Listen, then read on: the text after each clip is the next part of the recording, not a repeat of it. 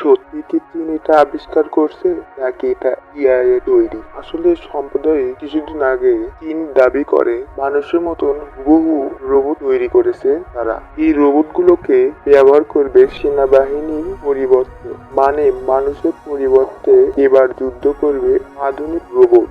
একটি সাধারণ মানুষ যা যা করতে পারে এই আধুনিক রোবট হুবহু ওই মানুষের নকল করতে পারে, বা বলা যায় মানুষের থেকে অনেক বড় কিছু করতে পারে। চীনের তৈরি এই রোবটগুলোর কারণে পৃথিবীর অনেক দেশ অনেক চিন্তিত, কেননা যুদ্ধকালীন মানুষকে আঘাত করলে মানুষের মৃত্যু হয়, কিন্তু রোবটের মৃত্যু নাই, বলা যায় তাদের মৃত্যু হবেই না। তাহলে কি তিনি পৃথিবীর থেকে সবার আগে চলে গেল? মোটেও এমনটা নয়। এই রোবটগুলো মানুষের মতন কঠিন সিদ্ধান্ত নিতে পারে না, আর এই রোবটগুলোকে একটি মানুষের কামান নিয়ে চলতে হয়। যুদ্ধের স্থানে বড় কোনো সিদ্ধান্ত এই রোবটগুলো নিতে পারবে না। এই জন্য তিনি তাকে ভবিষ্যতে প্রজেক্ট হিসেবে তাকে সময়ের উপর ছেড়ে দিয়েছে।